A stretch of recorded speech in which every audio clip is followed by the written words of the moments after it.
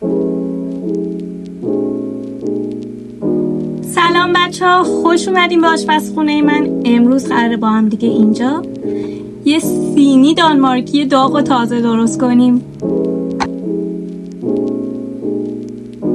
برای درست کردن دانمارکی اول آردمون رو الک میکنیم، بهش نمک، مخمر و وانیل اضافه میکنیم و خوب مواد خشکمون رو با هم میزنیم. میتونین از دستگاه سری خمیرگیر برای ورز دادن خمیرتون استفاده کنین یا خودتون با دست یک کوچولو بیشتر ورزش بدین. به ترکیب آردتون شکر، یه دونه تخم مرغ کامل و یه دونه سفیده تخم مرغ اضافه کنین. اون زرده رو برای آخر کار نگه داریم. روغن مایه و شیرم اضافه میکنیم و خمیر رو خوب ورز میدیم تا حدی که یه خمیر نرم و لطیف داشته باشیم که به دستم نمیچسبه. میتونین 2 قاشق زعفرون دم شده هم بهش اضافه کنیم. یه ظرفو خوب چرب میکنیم و خمیرمون رو بهش انتقال میدیم و میذاریم حداقل 1 ساعت خوب استراحت کنه. و تو همین زمان میریم سراغ درست کردن کرم وسط دانمارکی که ترکیب شیر، شکر و آرد رو میذاریم روی حرارت تا به غلظت برسه و خوب هم میذاریم تا گوله از آرد نمونه و وقتی به غلظت رسید بهش وانیل، گلاب و کلر رو اضافه میکنیم و هم میذاریم کنار تا خوب خنک بشه و در آخر میریزیمش داخل قیف و میذاریمش داخل یخچال. بعد از اینکه خمیرمون خوب استراحت کرد دستاتون رو یه کوچولو چرب کنین و سطح کارتون هم چرب کنین و خمیر رو خیلی آروم از کنارها بلند کنین و به سطح کار منتقلش کنین. و خمیر رو خیلی آروم با فشار دست یکسان با بردن روی سطح کار پهنش میکنین. با کاتر 2 تا مستطیل بزرگ از خمیر میبریم و از کرممون وسطش میذاریم و خمیرمون رو دور کرم آروم 2 دور میپیچیم و در آخر بعد اینکه کامل پیچیدیم انتهای خمیرمون رو میبندیم. خمیر رو با هم دیگه میدوزیم انگار تا فرم دانمارکیمون خراب نشه یا کرم ازش نزنه بیرون. و بعد به هر اندازه‌ای که دوست دارین، کوچیک باشه یا بزرگ،